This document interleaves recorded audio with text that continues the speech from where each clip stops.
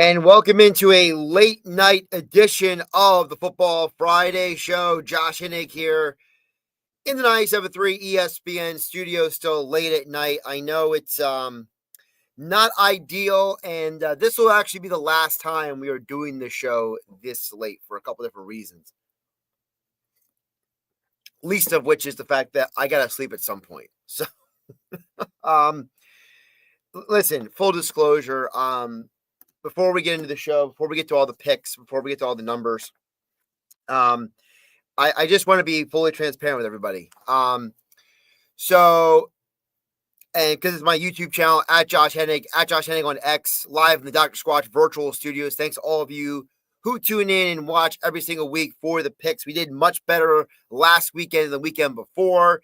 2 weekends ago was our worst weekend since 2023.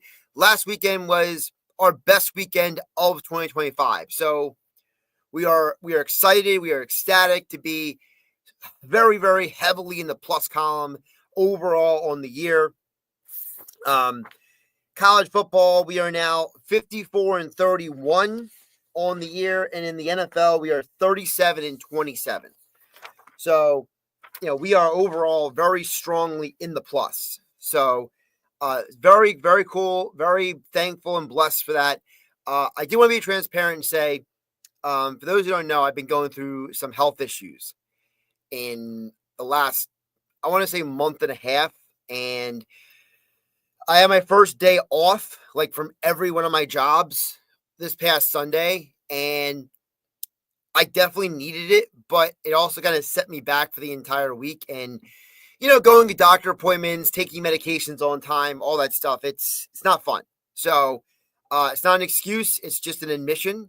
And for me, it was important for me to go to the gym tonight to just kind of get back into the rhythm of things. So I typically don't go to the gym on Friday nights because it makes this show so late. So starting next week, I won't be going to the gym on a Friday night. I have things to take care of. So, but we got all the notes. We did all the work. I'm here to bring you guys everything you need. Again, every number, every line is presented by my friends over at Caesars Sportsbook, the only sportsbook app giving you Caesars rewards. Use my promo code Radio20X to get 20 bonus bets for new users in New Jersey. For more information, visit Caesars.com/promos. If you or someone you know has a gambling problem, call 1-800-GAMBLER. And because I went to the gym, I'll be drinking extra lemon water throughout this. We're not going to spend a ton of time on every game, but I just want to hit on really quick what happened last week. So last week we went 9-2 in the college football picks. We are now almost 64% on the year.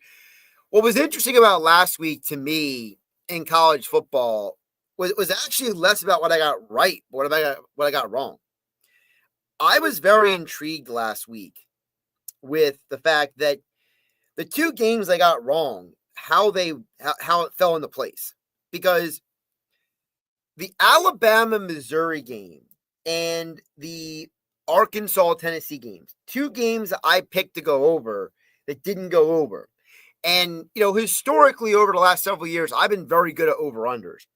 And both of those games, I think, created a dynamic where we're starting to realize that the SEC has so much parity. There's so little difference between all the schools in that conference that realistically, unless you are Kentucky and I don't even know who else. I mean, Kentucky probably is the worst team in that conference this year because everybody else is kind of in the same categories as each other. There's very marginal differences between, the 12 of the SEC schools. And those two games, it symbolized that to me, which is Bama and Missouri. Bama was a team that had not played well on the road this year. But Missouri, up to that point, had played all their games at home. Missouri had trouble staying in that game because Alabama has really found their rhythm. Alabama has gone from a team that got embarrassed by Florida State in week 1 to being a team that can just run away from people or hold on at the end of games. And Missouri now, they got to go on the road this week. Their first road game. That is one of my games I am watching this weekend because I want to know, are Missouri and Alabama going to keep rolling, or are one of those teams going to take a step back this week? That was a very hard-fought game for both teams. And then the Arkansas-Tennessee game. Look, we missed that over-under by 3 points. I'm not going to sweat that. But what I thought was more interesting is that Tennessee is starting to show you that Joey Aguilar is such a major upgrade at quarterback over Nico Amalieva from last year that I'm starting to wonder if Joey Aguilar was the Tennessee quarterback last year when they made the playoff, do they win that first-round game at Ohio State? Just a thought. I'm just thinking out loud. And I think that, as you're going to see, we got several SEC games on our schedule because the SEC to me is very fascinating. It's part of the reason why tomorrow on Hanging with Hennig on 97.3 ESPN, we will have 1992 Heisman Trophy winner Gina Toretta. He will join us because he will be on the call for Ole Miss, Georgia tomorrow on 97.3 ESPN. So a wild college football schedule this week, so let's get into it. Again, it's late night, so we're not going to spend a crazy amount of time. If there's games you guys are interested in, thoughts and comments, of course, you can comment as always. And I see your comment, Jeff from Ocean City.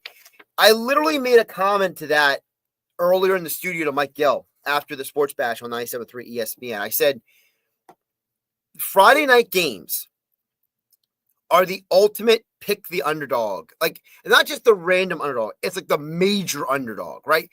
And it's been like this for several years, right?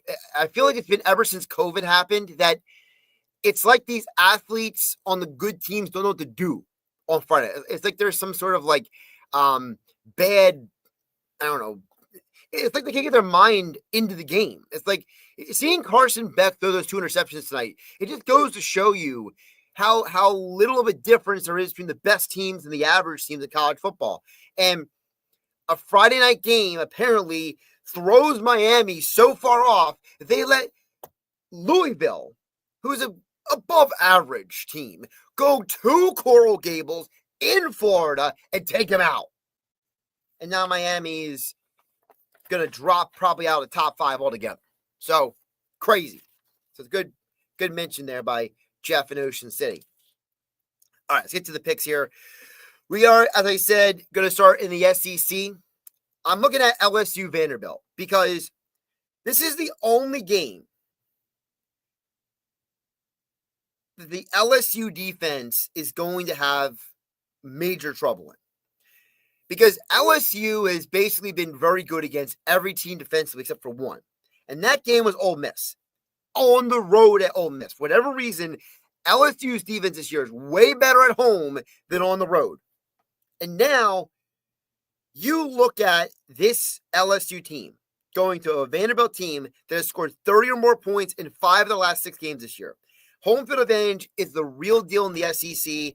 I like Vanderbilt to cover the 2.5. My projected score for this game is 28-23, so that easily covers the 2.5 spread. I think this game is going to determine who plays not just for the SEC championship, but who is in the college football playoffs. Because if LSU can salvage this game, which I don't know if they can, to be honest with you, they still have a chance at the playoff. If they lose this game, they are mathematically out of it. And now Vanderbilt puts themselves in position to maybe backdoor their way into the SEC championship. I don't think it's going to happen, but Vanderbilt loves playing spoiler. They did it last year. They could do it again this year. Sticking in the SEC, I mentioned Gino Toretta is going to be on the call for Ole Miss, Georgia on 97.3 ESPN. Coverage begins at 3:30, following Hanging with Hennig tomorrow live from yesterday's Creekside Tavern tomorrow. We will have prizes for all of you, so come out. Join me at yesterday's and Marmora. You can play trivia. You can win prizes. All right. Ole Miss and Georgia, these are 2 teams that have underrated defenses. And now they're being asked to handle 2 athletic quarterbacks. Both Gunnar Stockton and Trinidad Chambliss, they want to work for the pocket, but they will run if they need to make a play. So now you have 2 defenses that have overall done well against pocket passers, right? They slowed down Alabama and Ty Simpson. They slowed down Garrett Nussmeier and LSU. Now you're asking these two teams. Oh, by the way, Ole Miss slowed down Tailgate Green in Arkansas too. Now you're asking them to deal with quarterbacks that are very dynamic. My projected score for this game is Georgia to win 27-26, which covers Ole Miss 7.5. I think a 7.5 is one of those examples where the sports books and the odds makers don't understand how good Ole Miss is, and they don't understand how Georgia is not the same Georgia school they were years ago when they were winning national championship, what seemed like every single year, right? Georgia is still a national championship contender, but they're not definitively the best team in college football anymore. And let's be realistic. The fact that Georgia's best players are not all located on defense anymore is a huge sign that Kirby Smart is in a huge transition period right now when it comes to recruiting.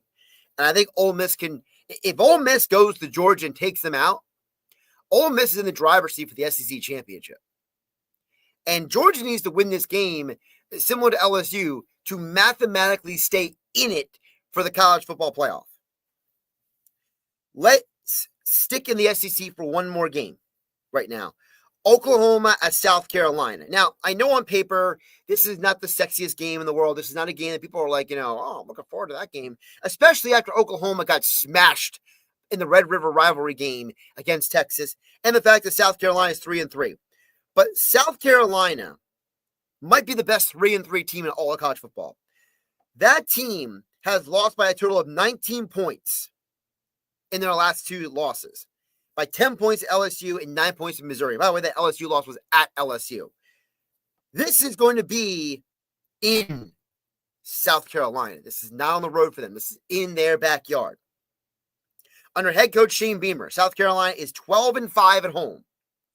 And Oklahoma is coming off of a basically, I won't say embarrassing, but a disheartening loss, we'll call it, to their rival Texas. I think this is going to be a hard-fought game. My projected score for this game is going to be 24-17 South Carolina. I think people don't realize how good South Carolina is at home. South Carolina doesn't have the same amount of talent they had last year, but they still can play good defense. And I think overall, Oklahoma and South Carolina, they both can play defense. And now you're going to South Carolina. Again, when you're 12-5 at home under Shane Beaver over the last couple of years, that goes to show you how good South Carolina is at home. And I think Oklahoma's going to have a ton of trouble on the road against the Gamecocks football team. All right, let's jump over to the ACC. Georgia Tech, again, another example of where I don't know if the odds makers are paying attention or not, but Georgia Tech, underdog on the road, plus 1.5 at Duke. Now, my projected score for this game is Georgia Tech winning 30-28. So I would say you can either take Georgia Tech to cover the spread or Georgia Tech outright as a money line winner. And here's why. Georgia Tech has won 10 of their last 12 games with Haynes Cant quarterback. And those two losses were against high-level SEC teams on the road, at Georgia, at Vanderbilt. Duke's defense is allowing over 30 points per game in 3 of their last 5. And those teams were Illinois, Tulane, and NC State. Georgia Tech is a way better offense than any of those 3 teams. And now you're asking Duke to slow down a high-powered Georgia Tech team? I don't think so. That doesn't even make sense. It's not even logical. It's insane. Like, how do you even rationalize that? I don't get it. So, to me, I look at that game as a clear sign that Georgia Tech is going to win the game. I don't think Duke's defense is not good. The question is, can Georgia Tech get enough stops on Duke's offense to run away with the game, or will it be as close as my projected score is? That's where the real question is. All right. Let's move on to the Big Ten. This is a game where this is one of those, how do we measure the outcome of a game? Because for those who don't know, I have a formula that I run my games through. The formula didn't give me the pick. The pick was given to me by basically watching football. Okay, this is where the eye test has to offset, shall we call it, with the analytics, right? Because Ohio State is a 25.5 point favorite on the road at Wisconsin. Now, my projected score for the game is 30-20, 30-10. That's only a 20-point spread. But the Ohio State Buckeyes have covered 5 of their last 6 games this season, thanks to their elite defense and the growth of quarterback Julian Saint. Wisconsin has lost 4 straight games and been outscored by an average of 23 points. So, Wisconsin is already being outscored by 23 points a game in those 4 losses. I only need 3 more points from Ohio State to cover that number. So this is more of an educated guess than a pure projection in terms of the numbers, because I think Ohio State is trying to prove they're the best team in college football. I think Ohio State is trying to prove that they are so much better than everybody else. And I think that they are trying to create a dynamic where they're trying to win with style points right now. And I think that's why I'm leaning to the 25.5, because for me, even though the analytics and the projections don't say 25.5, the eye test, how bad Wisconsin's a bad football team. Okay. Luke Fickell is probably going to get fired, or unless he retired. I mean, I don't know. I mean, that guy looks miserable on the sidelines. Let's go over the Big 12. Texas Tech minus 7.5 at Arizona State. My projected score for this game is 35-19 Texas Tech. So that covers 7.5. And here's why. The Red Raiders are 6-0 against the spread this year. That is a sign that the odds makers in the sportsbook have done a very bad job measuring this team. So you got to pay attention sometimes if the odds makers, the numbers people, the people who it's literally their job to get these numbers right. If it's your job to get the number right and you have trouble getting the number right consistently, for example, if the sports book is measuring a team properly, just to use an example, the measure of a team is being measured properly is if, like, in 6 games they're 3-3 against the spread. But if they're 6-0 against the spread, that's a clear sign that someone is mathing wrong, right? Someone is doing the math wrong. So I tend to look at this as an opportunity to take advantage of the number. And Texas Tech has outscored their last 4 opponents by an average of 26 points. So if you're averaging 26 points in your last 4 wins, I feel like getting 7.5 shouldn't be that hard, right? Doesn't seem like rocket science to me. Let's jump back into the SEC for the next 2 games. Tennessee at Alabama, projected score 33-31, which is over the 58.5. Because let's be realistic, these are 2 teams that are averaging over 30 points per game in a showdown of arguably the top 2 quarterbacks in the SEC. Joey Aguilar has 14 passing touchdowns this year. Ty Simpson has 16 passing touchdowns. Alabama's defense is better than Tennessee, but that's like saying a Lamborghini is better than a Mazda 3. Okay, it's like an apples to oranges comparison. And Alabama's defense is not even a Lamborghini. Alabama's defense is probably closer to Alabama's defense reminds me of a Ford Mustang peg leg, where it's like it doesn't have the full rear wheel drive. It's an automatic. It's not even a stick shift. It looks good, but it doesn't function that well. So, and Tennessee's defense, might as well be, an old Nissan Sentra at this point. Like, their defense ain't keeping up. So I think a lot of points are going to be scored in this game. Also in the SEC, I mentioned I'll get to Missouri, Auburn here.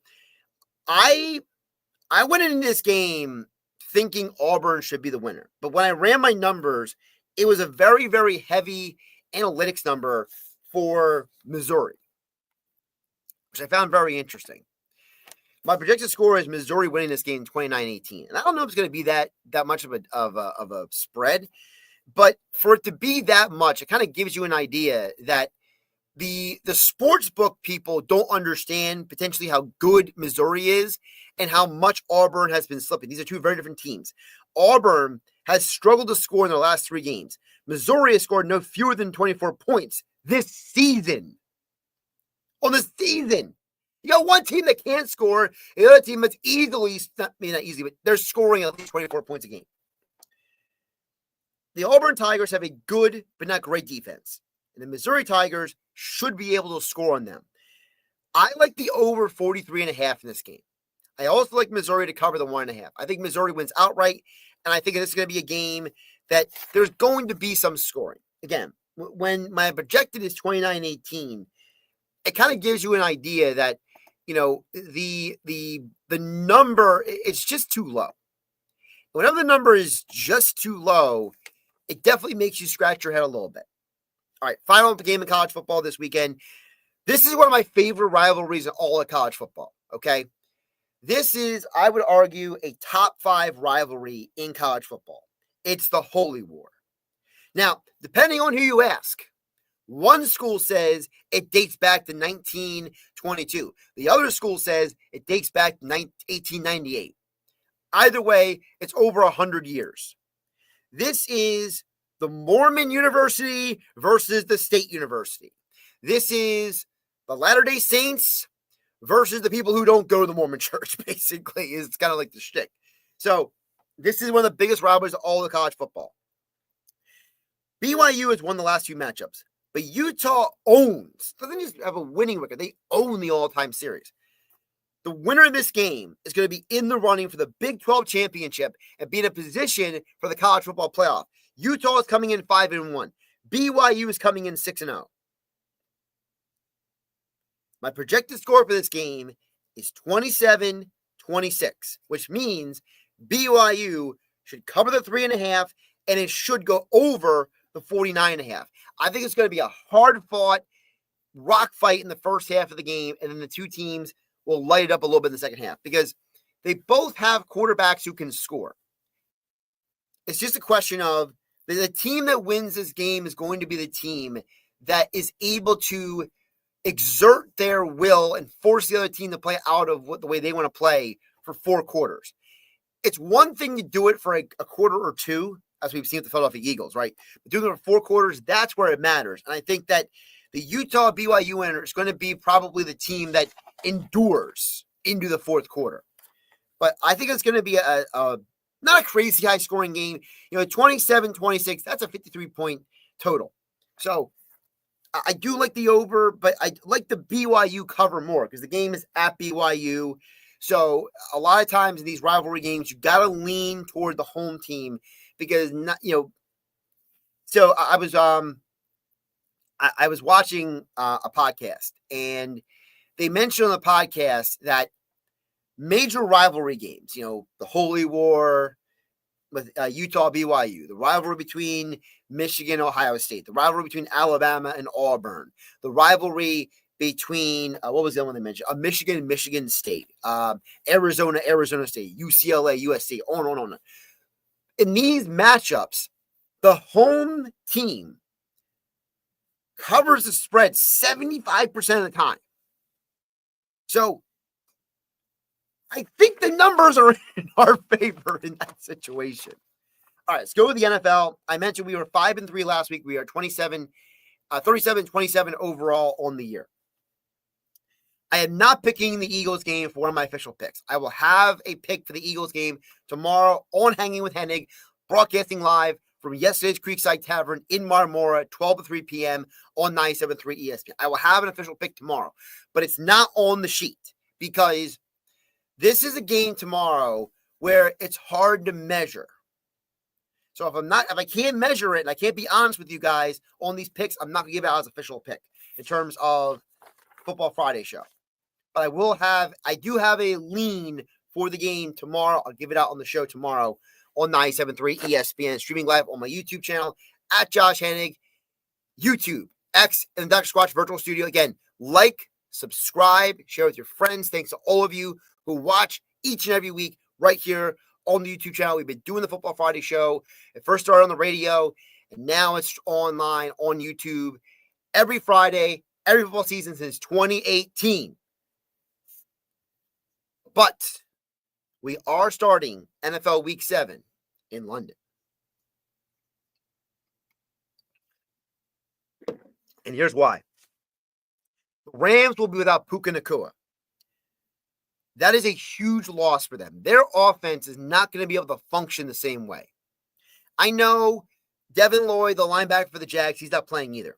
But the real key to this is, did you know that Trevor Lawrence has been sacked 15 times over the last 4 games? And now he's going against the defensive line with Jared Verse, Byron Young, and Brendan Fisk. If the Jags couldn't stop everybody else, how are they stopping them? They're not. I think the Rams are going to make the Jags' life miserable with their defense. And then offensively, I just don't see the Rams scoring a ton of points. I have projected this game 21-19, which is under the 44.5. I think this will be a low-scoring game in London. So if you're someone who plays fantasy football, if you're someone who is turning on the game, expecting to see points scored, don't get your hopes up. I don't. And, historically, the London games have not been high scoring anyway. The number that NFL Network put out there is 7 of the last 10 London games have all hit the under. So if 7 of the last 10 games hit the under, that's a 70% rate. So, and part of it is because also traveling overseas, it throws these guys out of their rhythm. And sometimes, the team that is the better team, right? They tend to, maybe tense up a little bit, get a little nervous. So I think the Rams will win the game, but it'll be like 21-19. That's my projected score. Back to the States. A game that probably only people who have fantasy football implications and who are fans of these teams are watching. But I'll be watching it too, because when I give out the pick, you'll understand why. Dolphins, Cleveland. Over 37 points. Now, I like the Dolphins to win the game outright 23-21, but the over 37 is really where it's at because Cleveland has lost 3 games in a row. They've allowed 21 points a game in those 3 losses, while the Dolphins have scored no fewer than 21 points in their last 5 games. So this is a numbers thing. One team's allowing 21 points a game. The other one is scoring at least 21 points a game. And Miami's defense is one of the worst in football. They are themselves allowing 29 points a game. So the over total to me, it's very straightforward. It's very simple. This is an example of the odds makers trying to lean into, I hate putting it this way, they're almost trying to scare you off, right? They're almost trying to make you like overthink it and be like, oh man, I thought there could be scored in points, but no, don't overthink it. Now, I know that there's some people out there who have pointed out that the weather is not going to be great on Sunday. And when you have 2 quarterbacks who don't have powerful throwing arms, could that impact the game? To which I say, well, the wind might impact the deep ball, but it doesn't stop you from dump-off passes. It doesn't stop you from running the football. Quishon Judkins of the Browns, Devin Achane of the Dolphins, they can still run the ball.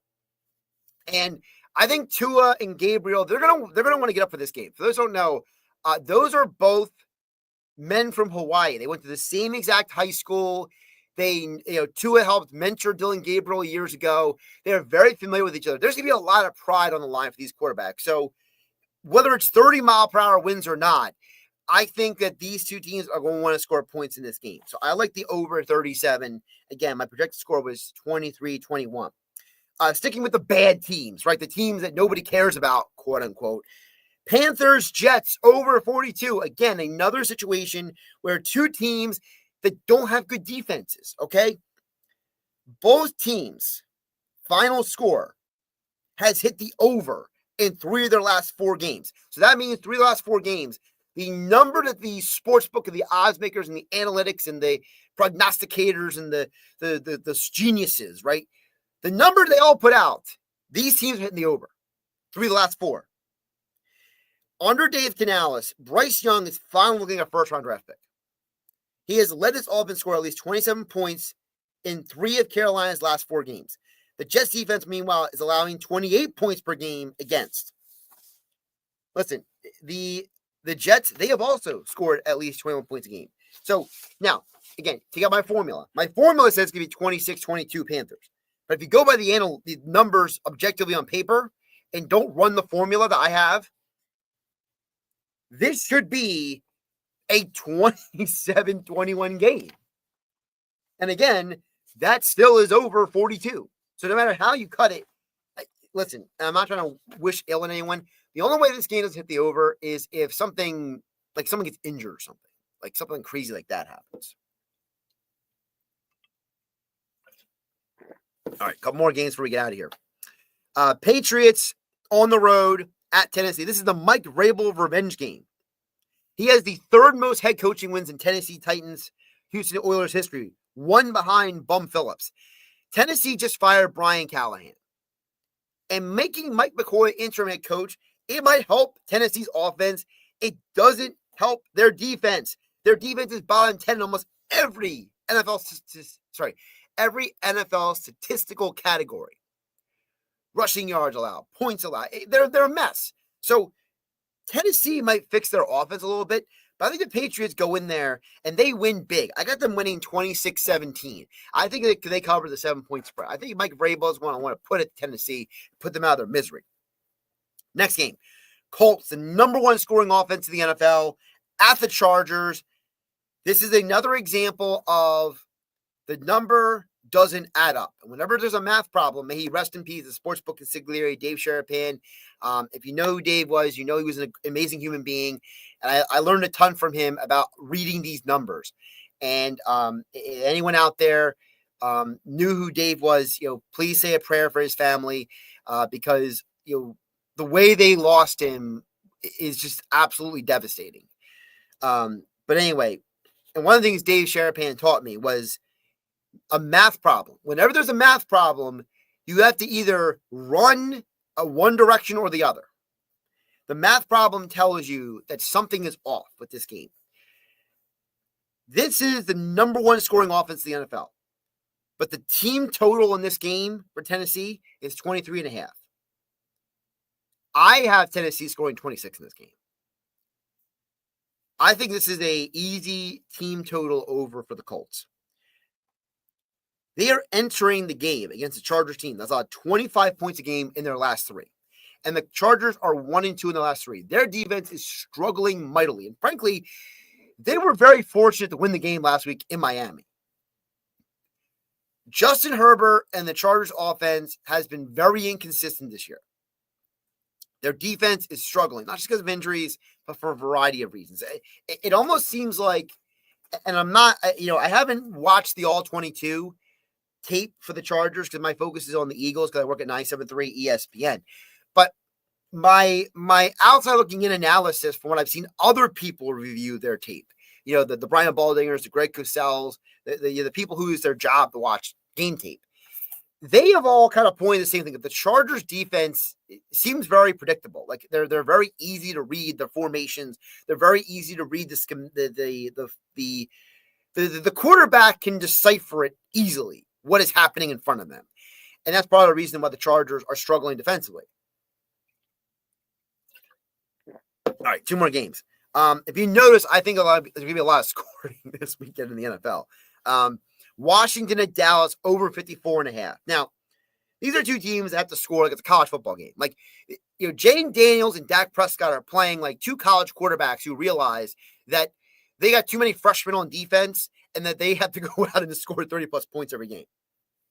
Washington, in their last 5 games, they have only won if they scored 27 or more points. Dallas, in their last 5 games, have only won when they've scored 37 or more points. Defense is optional in this game, folks. It's optional. These guys are going to score crazy points. It's going to be nuts. Listen, my predicted score is 29-27, which does hit the over 54.5. But I wouldn't be surprised if it's a 35-30, honestly. I wouldn't be surprised if Dallas or Washington wins this game 35-30 or 33-30 or something crazy like that. Like this game is going to be a shootout. My final game for the NFL weekend that I'm really looking forward to, it is the matchup of the two dark horse MVP candidates. Monday Night Football, Tampa, Detroit. Baker Mayfield and Jared Goff are both top 5 in passing touchdowns this year. They are both top 10 in quarterback rating, and they have combined for only 3 interceptions all year. That's how efficient they are. These are not just guys throwing touchdowns. They are making sure their team doesn't get put in a bad position. There's a plethora of injuries on defense for both teams. Both teams have allowed their opponents 24 points per game or more in the last 4 games played. So if you think about it that way, there should be at least 24-24 in this game. That's 48 points. 48 minus 52 is 4 points. And even though my projected score is 28-25, just do the math. These are two teams that are going to score big. This is probably going to be like a 30-27, a 28-27 kind of game. It's going to be probably the game of the weekend. Again, I think my pick for MVP right now is Baker Mayfield, but I don't think we can ignore the job Jared Goff has done. The job that the Detroit Lions have done since being embarrassed in week 1 to the Packers, the way they have rebounded, recalibrated, and been full speed ahead offensively is very impressive. And I'm not going to hold the Lions' loss to the Chiefs against them. I think the Chiefs' defense, I said it on my buddy Andy McNamara's podcast, the Sick Podcast last weekend. That was a revenge game for Kansas City. They were mad that they lost to the Jags, and they were going to take it out on the Lions. In any time you go to Kansas City, it's almost like an automatic loss sometimes for certain teams. So I'm not going to act like Detroit losing last week is a symbolic of who they are. Detroit, Tampa, I like the over 52.5. I'm leaning Detroit to win the game, but I would nowhere be surprised if the Bucs win it. And like I said, the job Baker Mayfield has done with all the injuries around him, no Bucky Irving, no Mike Evans for part of the year, no Chris Godwin right now, Emeka Ibuka, the rookie receiver, the phenom, he got injured. Like, he's throwing the Ted Johnson and Sterling Shepard, and they might need me to suit up, but I can't even catch. Maybe hand the ball off to me. Maybe that'd be better. But no, the point is that Baker has nobody to throw to. So it's like, and he's still putting up crazy numbers. So those are the Football Friday show picks, my previews for the weekend, all of my thoughts. Again, we will be at yesterday's Creekside Tavern in Marmora, 12 to 3 p.m. on 973 ESPN, streaming live right here on YouTube and X at Josh Hennig in the Dr. Squatch virtual studios. And of course, don't forget, the Football Friday show is presented by Tropicana Atlantic City and the Gridiron Pit, which is presented to you by Caesar Sportsbook. In Atlantic City, the Gridiron Pit is the ultimate watch and wager experience where you can watch all the games, play table games, and enjoy a tailgate-inspired menu while on the casino floor watching the games on large, high-definition TVs. Tropicana's Gridiron Pit. We will be there next Saturday, October 25th, for Hanging with Hennig on 97.3 ESPN. So thanks, Tropicana. Thanks to Caesars for their support. Thanks to yesterday's Creekside Tavern Marmora. Also, thanks to Boxing Insider Promotions. They are a big sponsor of us on 97.3 ESPN and streaming live on YouTube and X at Josh Hennig. Their big event coming up November 7th. It is stacked with tons of local talent, and we will be talking with Leah Lewandowski tomorrow at 12:30 on 97.3 ESPN. She is a rising star of the women's boxing ranks. Her story is absolutely wild. We'll be talking to her tomorrow. Justin Figueroa, he's going to be on the card. He is going to be in his first match since winning his first championship belt this summer in Atlantic City. Of course, the undefeated Absegami High School graduate Bruce Selden Jr. will be on the card, as well as many other great local fighters. Of course, tickets are on sale down at Ticketmaster.com. And don't forget, you don't want to miss this. Every time Larry Goldberg's put on a fight card, it has been an action-packed, insane fight card. You don't want to miss it. It's always an amazing time at the Tropicana Showroom in Atlantic City. Friday, November 7th, Boxing Inside Promotions brings you another jam-packed fight card with all the rising stars from South Jersey and beyond. So Thanks to everybody for their support, and thanks to all of you for watching. The only reason why we can do this show, the only reason why we can grow this platform is because people like you and the people who financially support what we're doing. I know it sounds simplistic. I know it sounds very, whatever, but that's the reality. The reality is that, none of this stuff happens without financial support. And I know it's something people don't want to hear. People don't like to talk about it. But the reality is that, in today's world, we have people spending money on frivolous things all the time. And, part of the reason why I love doing this is because I like to support good people. And so I hope you guys continue to support me. I hope you guys continue to support the businesses and the people who support me as well. Thanks everybody for watching. Remember to like, subscribe, share with your friends at Josh Hennig on YouTube, at Josh Hennig on X. And I'll catch you tomorrow for Hanging with Hennig on 97.3 ESPN and streaming live right here on YouTube and X. And we will be back here next Friday for another edition of the Football Friday Show each Friday night right here on YouTube and X exclusively in the Dr. Squatch virtual studios. Have a great night, everybody. And I'll catch you tomorrow at yesterday's Creekside Tavern in Marmora.